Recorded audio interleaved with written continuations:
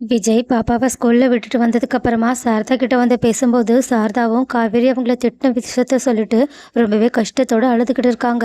விஜய் அவங்கள சமாதானப்படுத்திட்டு, கண்டிப்பா நானும் காவேரி என்னைக்காவது ஒரு நாள் சேருவோன்ற நம்பிக்கை எனக்கு இருக்கு. ஆனா அது வரைக்கும் நீங்க என்னை பத்தி காவேரி கிட்ட பேசாதீங்க. அது அவளுக்கு இன்னும் கோவத்தை தான் வரவழைக்கும். நானும் அதிகமா அவளை டிஸ்டர்ப் பண்ணக்கூடாதுன்னு நினைக்கிறேன்னு அங்கிருந்து போறாங்க. ஆனா இது எல்லாத்தையுமே கேட்ட சாரதாவும் மனசுக்குள்ள ஏதோ ஒரு முடிவு எடுத்த மாதிரி தெரியுது.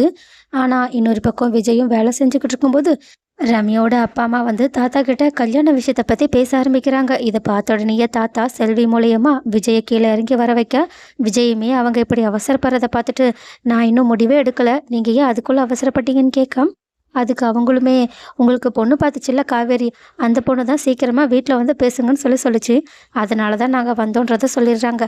இதை கேட்ட விஜயும், எனக்கு இன்னும் கொஞ்சம் டைம் கொடுங்கன்னு சொல்லிட்டு பொலைட்டாக சொல்லி அவங்கள அங்கேருந்து அனுப்பி வச்சுட்டு, அவங்க போனதுக்கப்புறமா காவேரி பண்ணுறதால யோசிச்சு பார்த்துட்டு செம்ம கோவத்தோட தாத்தா கிட்ட பேசிக்கிட்டு இருக்காங்க. தாத்தாவும் விஜயை சமாதானப்படுத்திக்கிட்டு இருக்காங்க. அதே நேரத்தில் ஸ்கூல் விட்டு வரும்போது அம்மு பாப்பாவை பார்த்த விஜயும் அம்மு ரொம்பவே சோகமாக இருக்கிறத பார்த்துட்டு அவங்க கிட்ட காவேரி மிஸ் உன்னை திட்டினாங்களான்னு கேட்க, அதுக்கு அம்முவும் அதெல்லாம் ஒன்றும் இல்லை, அவங்க என்கிட்ட நல்லா தான் பேசினாங்க. ஆனால் என்ன, ஸ்கூலில் மதர்ஸ் டே காம்படிஷன் இருக்குது, ஆனால் எனக்கு தான் அம்மா இல்லைல்ல, அதனால் என்னை தவிர வேறு எல்லாருமே பேர் கொடுத்தாங்க, அதனால் எனக்கு வருத்தமாக இருக்குன்னு சொல்லிட்டு அவங்க சோகத்தோட காருக்குள்ளே போய் உட்காடுறாங்க. அதே மாதிரி இந்த பக்கம் காவேரி வரும்போது விஜய் அவங்க கிட்ட போயிட்டு டைரெக்டாக, இதுக்கப்புறமா நான் உங்களை டிஸ்டர்பே பண்ண மாட்டேன்னு சொல்லிட்டு பேசும்போது, இதுக்கப்புறமா நீங்களும் என்கிட்ட பொண்ணு பார்க்குறேன் அது இதுன்னு அட்வான்டேஜ் எடுத்துக்கக்கூடாதுன்னு சொல்ல, காவேரியும் நீங்கள் தான் சொன்னீங்க அந்த பொண்ணை பிடிச்சிருக்குன்னு, அதனால தான் நான் கல்யாணத்துக்கு அரேஞ்ச் பண்ணேன்னு சொல்லிட்டு அவங்க செஞ்சதை நியாயப்படுத்தி சொல்கிறாங்க.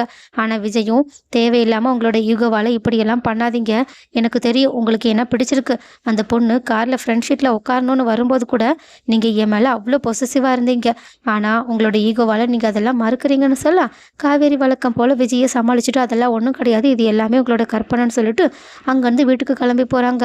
ஆனால் வீட்டுக்கு போன காவேரிக்கோ செம்ம ஷாக். வீடு பூட்டி இருக்கு. அம்மா எப்போவுமே நம்ம வரும்போது வீட்டில் தானே இருக்கும்னு யோசிச்சாலும் சரி, பக்கத்தில் இருக்க கடைக்கு போயிருக்கோன்னு சொல்லிட்டு அங்கே இருந்த சாவியை ஓப்பன் பண்ணி அவங்க உள்ளே போயிடுறாங்க. அதுக்கப்புறமா ஃப்ரெஷ் ஆகிட்டுலாம் வந்ததுக்கப்புறமா ஒரு அரை மணி நேரத்துக்கு மேலேயே இருக்கும், இன்னுமே சாரதா வரல.